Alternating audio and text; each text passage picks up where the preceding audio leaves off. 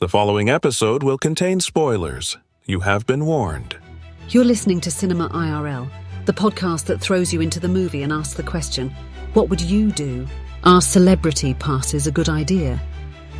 They can be a good thought exercise your loved one can use against you for years, or as Amber and Scott discuss after watching Gail Daughtry and the Celebrity Sex Pass, destroy everything when Jennifer Aniston waltzes into town. And now, Cinema IRL. I wish I could switch places for just one day. What would you do? Put yourself in my shoes. How do we handle this? What would you do? Put yourself in my position. What would you do? Now it's your turn. And this is why you're not allowed to change who your celebrity sex pass person is if you literally just met them 2 minutes ago. That would certainly make it easier.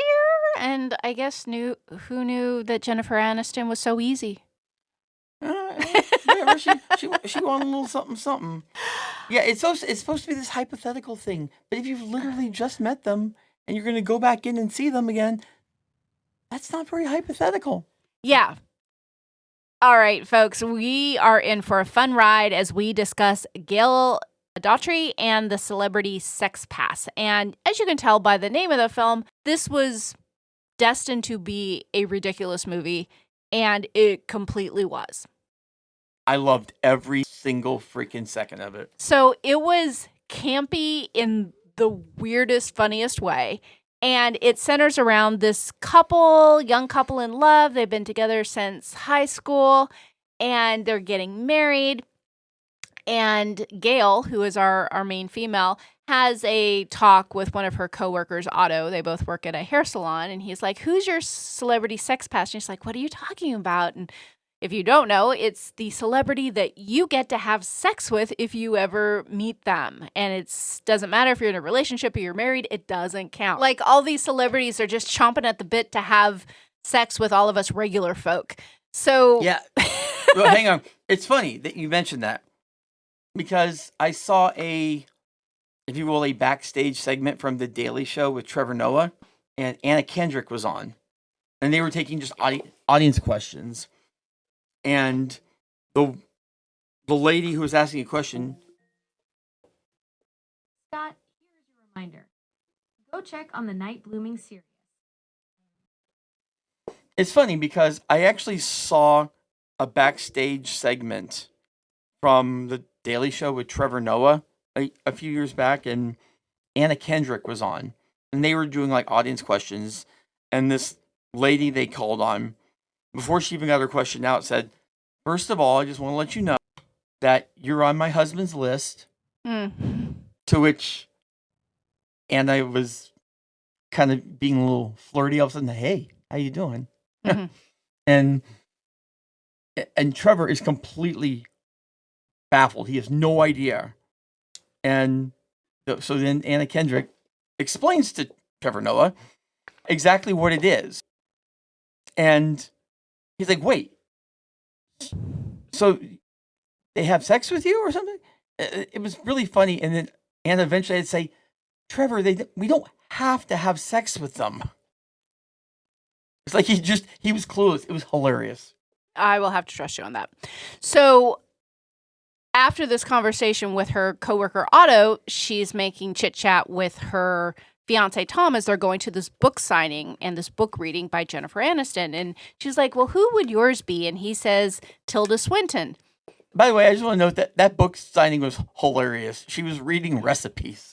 And Tilda Swinton, if you're not familiar, she is an actress. She was in the movie The Room Next Door. If you haven't seen that or you're interested in that, check out our episode on The Room Next Door. So they go into the book reading, and you're right, it's hysterical. She's basically saying 2 cups flour, 1 teaspoon water, because it's a cookbook, which is ridiculous. It was ridiculous. And people are like clapping like she just won an Oscar. Yeah, because she's Jennifer Aniston, and people love everything she does.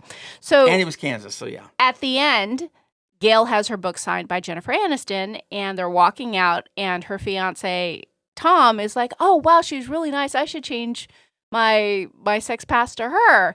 And Gail's like, okay, as long as you don't get both. If you meet Tilda Swinton, you can have sex with her. Ha ha ha ha ha. And Tom realizes at this moment he left behind his keys. Jacket and his keys in there. So he says, give me a minute. I'm going to run back and get it. And Gail waits for an hour, and he is still not back. And it turns out he went into the bookstore. Jennifer Aniston was still there. They were looking for his keys, and they wound up banging. Yeah, he's just in the back fucking Jennifer Aniston. Yeah, Jennifer's her legs are just up in the wide. air like a V for victory. Freaking great. Freaking great. And of course, Gail is horrified, and he was like, but she's my sex past. You said I could. Jennifer's like, oh, he said you'd be cool with this. I want you to have a great wedding. And Gail is destroyed over what has transpired. So let's just start there. What would you do if your significant other actually took up the opportunity to redeem the celebrity sex pass? Listen, if you guys say it's a thing, you don't get to be upset if one of them does it. I mean, just in general. But but what if you had a different one and, I don't know, you're at some sort of event and you do see a different celebrity there and you're like, oh, that's mine instead, because immediately you have better odds of making that happen. Not saying that that was his intention in the moment, but still you have increased your odds significantly by being in the proximity of the person that you just changed your name to. Yeah, no. For me, when you're naming someone, it's got to be someone that under normal circumstances you are not going to cross paths with. Like, you don't have a situation where you're planning on crossing paths with them anytime soon or anything like that. Like, it's you can't switch it based on opportunity. And most people don't normally have run-ins with celebrities.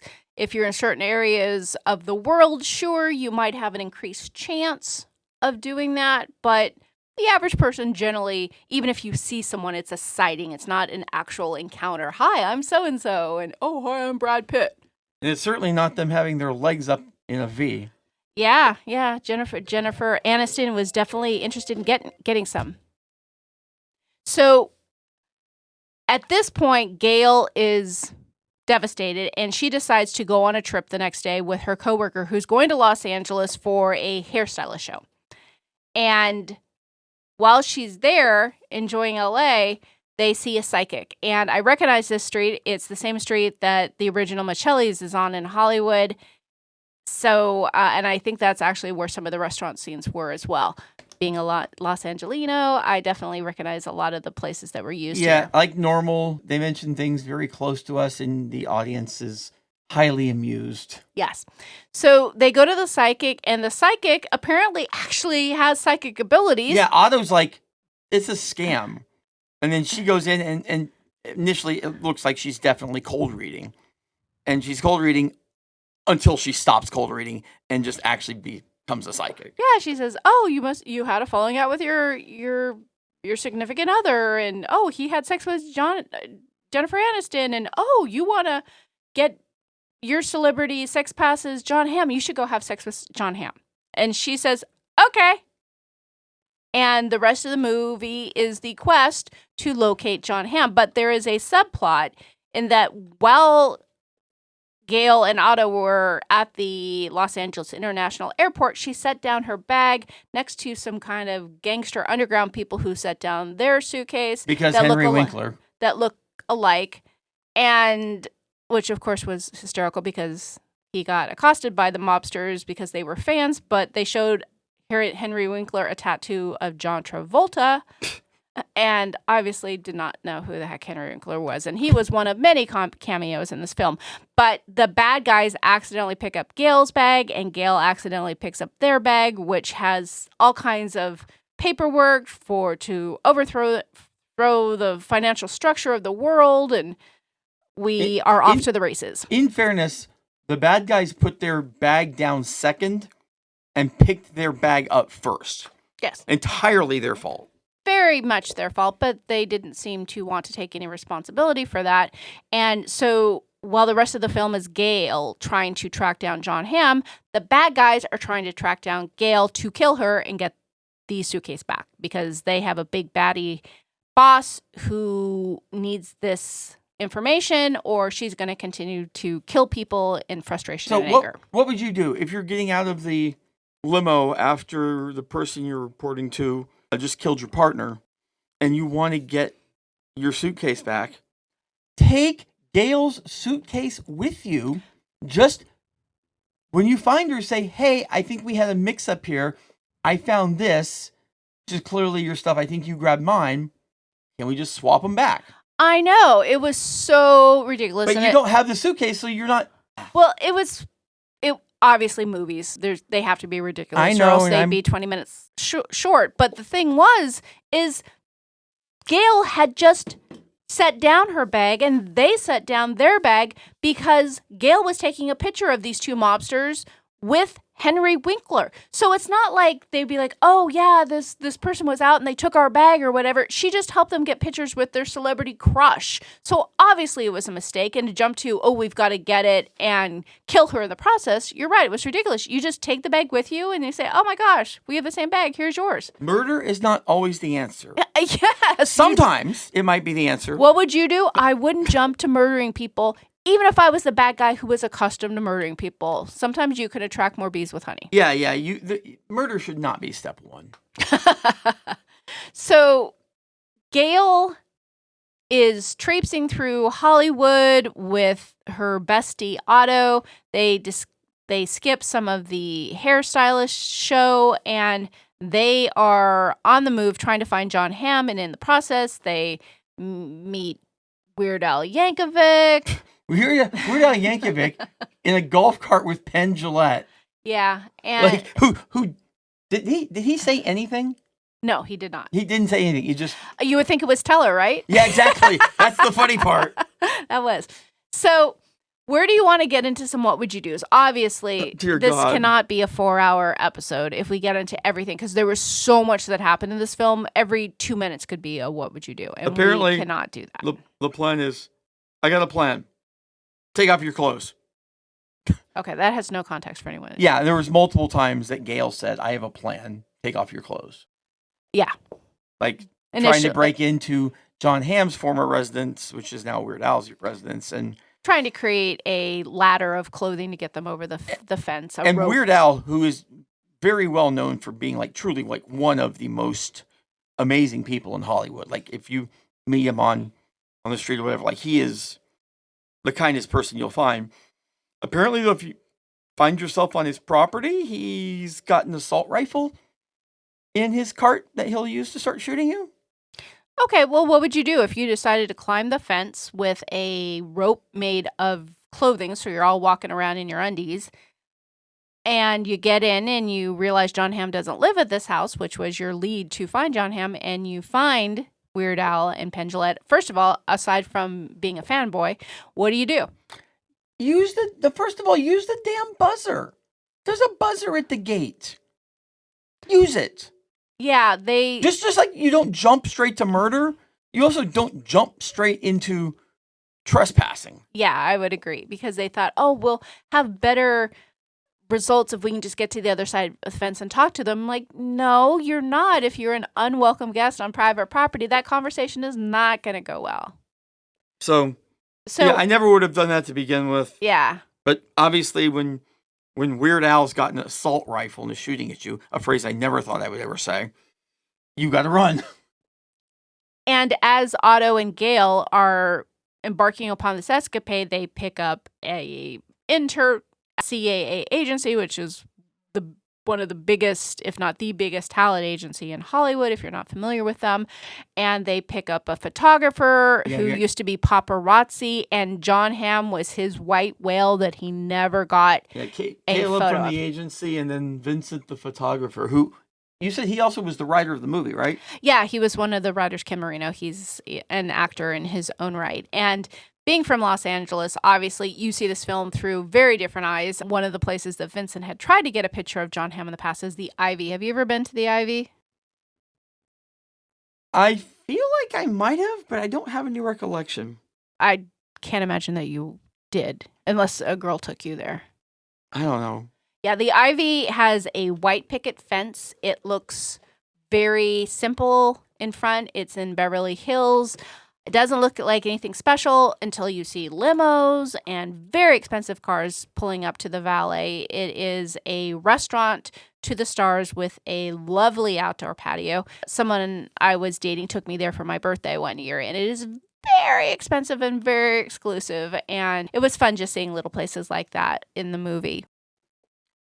Yeah, I'm looking at it, pictures of it. I do have a vague recollection of it, but it would have been like a long time ago. You used to see it a lot on shows like TMZ and whatnot because that is the place paparazzi stalks to see celebrities. I don't know if it's still as big today as it used to be. It's been around since at least the early 90s, if not before. But anyway, so back to the film. At this point, we have a group of 4 people now that are trying to find Jon Hamm. Basically, this is starting to go all Wizard of Oz. Yeah, which is actually a reference that they use at the end of the movie when they actually do find Jon Hamm, and Jon Hamm likens himself to the wizard and giving out presents to everybody. So that is a theme that we see repeatedly. And because Caleb's the scarecrow and Vincent's the Tin Man.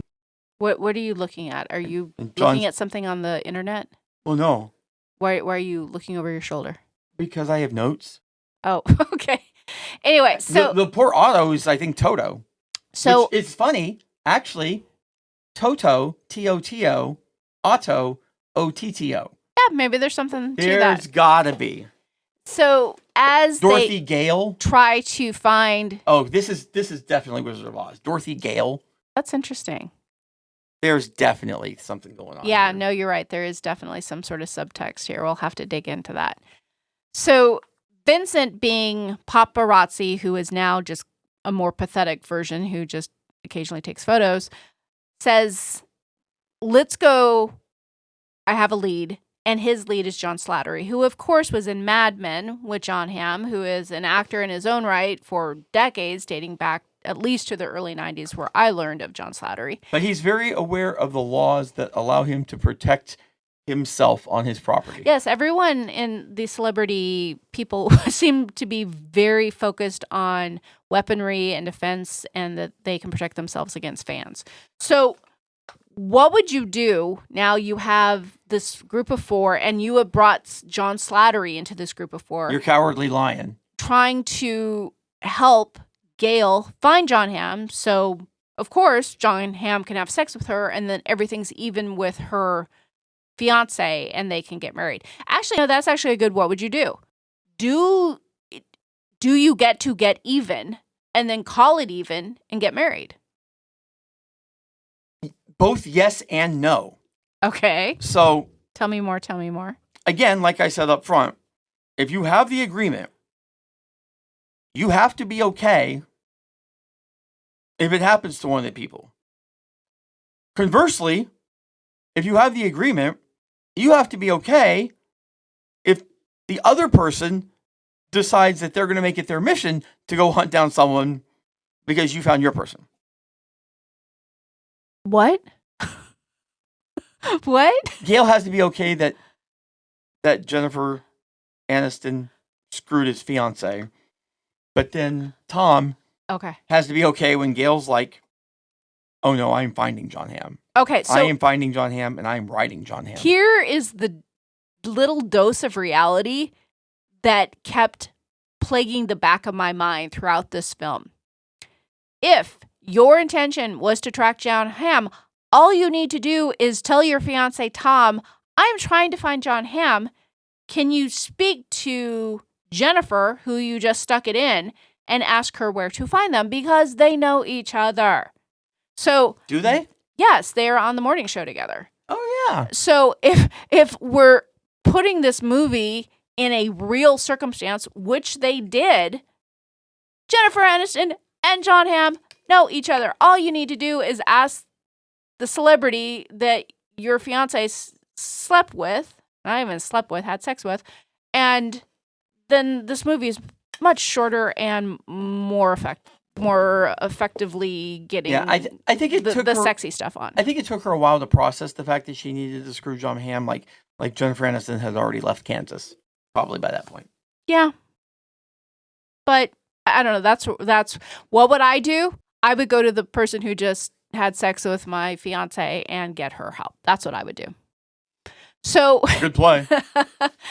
well, all of this is happening. The bungling mafia gangster type people are trying to track down Gail to kill her and get this suitcase from her. And they are blissfully unaware until the bad guys find them, toss their hotel room, and then are waiting for them and pull guns on them when they come in. What would you do if you were a gang and her merry group of sex seekers and you had two guys who wanted to kill you? Give him the damn briefcase. I get the whole movie idea, but you've already looked through it. Well, the movie idea, of course, is the fact that they did locate where Jon Hamm was, which is Chateau Marmont, which is a very exclusive celebrity hotel in Hollywood. I believe that is where John Belushi died. If not that he died there, he spent a lot of time at Chateau Marmont. And they find out that that's where he is. Intern, where did John Belushi die? John Belushi died at the Chateau Marmont in West Hollywood, California. Okay. So now we know. So they have identified that he is there, but he has a bodyguard, security guard, gatekeeper that says basically, you can talk to Jon Hamm. Yeah, he's here. You can talk to him if you bring him a great movie deal. So when they discover that this briefcase has all of these papers and finance and intrigue and espionage, they're like, oh, okay, the contents of this suitcase are going to be the premise of our film. So that's supposedly their way to get past the guy at the door, get in to see the wizard, which is Jon Hamm, and then, of course, when they give him this movie deal, Gail gets to say, oh, you could have yeah, this is all absolutely 100% Wizard of Oz. Yeah, like As the we guy at the discussed Emerald City this- with the little window? Yes. Oh, yeah. This is 100%. And kudos to Ken Marino or his co-writer who put in all these little nuances, because as we discussed it is so evident. Yeah, it's 100%. becoming super obvious. Yeah, for sure. So what would you do if this was your way in to see Jon Hamm, is bring him a movie script that he will get all excited about? First of all, let me just make sure it's clear. When the gangsters come in with guns, here, take it, go. But here's the Here's thing. everything you want. Please just leave. But here's the thing. If you're dealing with people who are pointing guns at you, if you release the only leverage you have, aren't you pretty much just at that point saying, shoot me dead? You have no leverage. You do. You have the case. Yeah. Now, granted, they can shoot you and kill you and then take it from you, So but basically, do you want to give them a reason to shoot you, or do you want to take away the reason that they might have to shoot you? I would say, what would I do? I would say, yes, I will give this to you. Let's walk down to the lobby. Let's walk down to the lobby. Or they can just put a bullet in your head right there. Public. Yeah, or they can just put a bullet in your head right there. Oh, they can. What? They can. Yeah, sure. Yeah, no, I'm just giving it to them. I'm just giving it to them. I think you're asking to get killed. I don't think they didn't care about killing her. Well, yes, they did. They no. immediately went to, yeah, I'm going to kill her. I'm going to find her. I'm going to kill her. And Yeah, that's I where know, we're but they talking about wanted the overreacting. briefcase. But that's why we're talking about your first plan should not be killing somebody. So which is it? You said earlier in our episode, you should just say, I want the suitcase back instead of saying I'm going to kill her. I think in this fantasy world of us, that if they just get the briefcase and be like, listen, I have no idea who you are. I obviously got the wrong briefcase. Just take it and go. I don't know a damn thing. I don't know who you are. Never saw you. Just go. And then just hope that they go. Because again, they're still holding guns. Okay. So there's so much happening here, but the big baddie of this film, the lady who wanted all these documents, tracks Gail down, kidnaps her. Eventually, all of the group of people get there, and there is a standoff, and they surrender the suitcase to her. And she says, well, okay, you're all going to die now. And miraculously, they get out of that predicament thanks to the martial arts kind of wizardry of John Slattery. And then the Cowardly Lion got the nerve. And they find in a big her. way. They kill, I don't know, the all the people that were keeping them captive. Then they stumble across another 30 guys. Yeah, they even made a protecting joke her. out of it. It was like the same 8 guys over and over. Yeah. And they kill all those people, so it's just her. And they go chasing her, and they get the suitcase, and they're going to they want to talk to her. So yeah, I'm thinking, she says she's powerful. I'm thinking they're going to say, I can get you Jon Hamm. Give me my stuff, I'll give you Jon Hamm. Okay. What? Wait, what? She still wants to find and have sexual relations with Jon Hamm at Gail. that point. Gail. Okay, yeah. Yes. And the other lady, whatever her name was, is like, I'm very powerful. I can do things for you. And I'm sitting here thinking, okay, she can leave him to Jon Hamm. Because again, nobody really cared about the paperwork. Everyone in Dorothy's group there is too generally naive to, I don't know, just, she gets the papers. Gail gets Jon Hamm, or at least you listen her out, but then they want to just punch her. Well, that's where I was going, is the woman who just said, kill them all, and took the papers and left. Now they want to talk with her. And what would you do if the woman who basically ordered your demise was now in front of you? Would you have a rational conversation with her, or would you want to take her down? We're 1, she's 5, she's unarmed. Like, hang on, no. Strike that. Reverse it. Thank you. We're 5, she's 1. You surround her. And then talk. So why not? Listen, I'm still listening. Information's free. I don't have to kill you right away. I can still kill you after you're done saying what you're going to say. But I'm going to let you say it. Well, and unfortunately, they are all very keyed up through everything that they've been with. Got a lot of adrenaline going. Everyone takes a punch at her. And Gail beats her to a bloody pulp. Something out of a horror movie, drenched in blood like Carrie.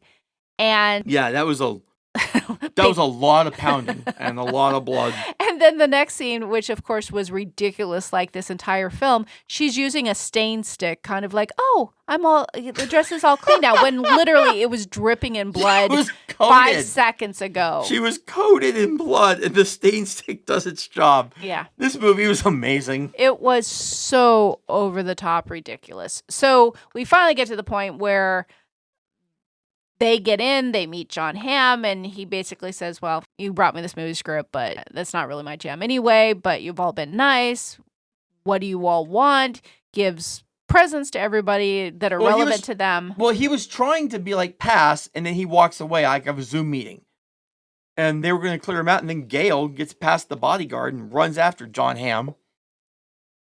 And I guess confronts him on a psychological level. And so again, Jon Hamm at this point is trying to make nice with everybody, says you can have this and you can have that. And Gail, what would you like? And it was like, Gail, what do you want? What do you want? And of course she says, yeah, I've got to have sex with you. And Jon Hamm obliges because he's just kind of a cool guy. Like, don't you and everybody else just want to meet and hang out with Jon Hamm? Yeah, I remember Adam. Why is his last name slipping my mind? Yeah, the comedian who ruins everything. ruins Adam everything. ruins everything. Yeah. And remember the story that he told? I don't know. We saw him at a comedy place for those who aren't following this conversation, and we listened to him talk for an hour and a half. So the story he just told, I don't know. He told a lot of stories in 90 minutes. Long story short, Jon Hamm likes sex. Well, Jon... That's the very short answer. Okay. Well, Jon Hamm certainly has that personality of being a ladies' man and falls into that role because obviously he's Jon Hamm. So... If you look like that, If you You're were banging whoever you want. So if you were Jon Hamm, what would you do in the fact that this gal comes up to you and says, "You're on my celebrity sex pass, and my fiance had sex with someone, so now I have to have sex with you." What would you do if you were a celebrity? Wow. I'm fucking her. Wow. Potty mouth much? She's cute enough. Like, she's there with motive. Like, he gets to help with revenge. Like, Well, and there was some very graphic sex scenes of, I guess, Jon Hamm getting pegged. oh yeah, there was shower pegging. Yeah, there was a lot, and Adam Conover. It was Adam Conover. yeah. So after that, Gail has fulfilled her mission. She has had sex with Jon Hamm. She has leveled the playing field, even the score, and she is getting ready to have her wedding day with Tom now.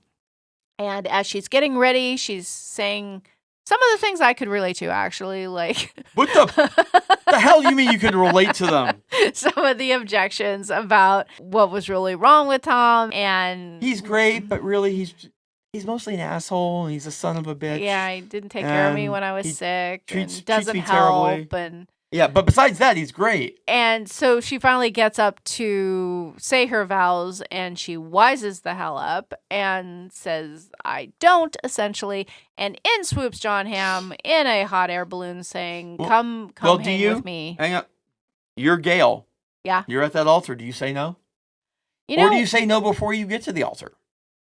here's the thing. And while she's in Hollywood searching for Jon Hamm, Tom is calling her saying, we need to contact the caterer. Is this marriage on or off? We need to cancel. There's a fee. So he's uncertain the entire time. And Gail is... Yeah, because he banged Jennifer Aniston, and she didn't have the response that he thought she was going to have. So here's the thing about the celebrity sex pass. It is a joke. It's a joke. I don't think anyone fully believes that they or the other person will meet this celebrity, and this celebrity will willingly give their private parts to your partner to have sex. Yes, it's a not ridiculous that it's little a joke. joke. It's mythological. Basically. It's a ridiculous thing that will never happen in a million years, and so everyone talks about it. And that's why it's theoretically okay, because it will never happen in a million years. Also, I've thought about this. Who would be? Of course you have. Well, no. Like, if I had to pick one, there's no one person that I would say. Oh, there's no one. There's a whole list of people, celebrities I would want on my celebrity sex pass. That's great. I have a long list. I can't just pick one. Well, I'm not saying I would actually have sex with them. I'm just saying there's a long list of people I want to have sex with. Oh, jeez. Celebrity sex pass. Okay, who's on your list? What this long list? Who's on your long Hell list? No. What do you mean? That conversation is not happening on air or off air. Well, why? That's the whole point, is that you tell someone who's on your list, so when you meet them, you get to stick it in. I haven't told you, then I don't get to stick it in. Oh, so what? If you don't tell me, then you get to? No, I have to tell you. You have to tell me after? No, I have to tell you before. Okay. Well, who's on your list? If you have this long list, you don't have to give me the whole list. Give me one. Awkward silence. Come on. You brought it up. I have a long list. I have a lot of people. I couldn't just pick one. Not happening. So you get nothing. You lose. Good day, sir. Alrighty then. Okay. Well. Yeah. That gets me into way too much trouble. I mean, it's a conversation people have. I don't know how it gets you in trouble. It's a ridiculous conversation. Let me just say that someone's gonna get mad. Thought I was in a private situation, and I made it. I was way younger. I made an offhanded comment about an actress, and apparently my ex-wife had gotten home early from work, and she was sneaking up on me, and she heard what I said. And let me tell you, that was not a good day. Oh, you said, like, check out the boobies on this actress or something like that? I don't remember what I said. It was a long time. I was a lot younger that person. and a lot dumber. Well, I'm not the jealous type. I don't care, but that's fine. If you need to keep your secrets, you can keep your secrets. So, any other final thoughts on Gail Daughtry and the Celebrity Sex Pass? Well, one, just go freaking see it. It's funny. It's ridiculous. It is. And if you're in Los Angeles, go and see it at Universal City Walk because that is referenced in the film. And I think it would be very meta and very funny if you actually saw it at Universal City Walk. Yeah, and you know what? Just be like me. Just don't actually have a celebrity sex pass because then you never get like your significant other upset because one of you is screwing Jennifer Aniston and the other is screwing Jon Hamm.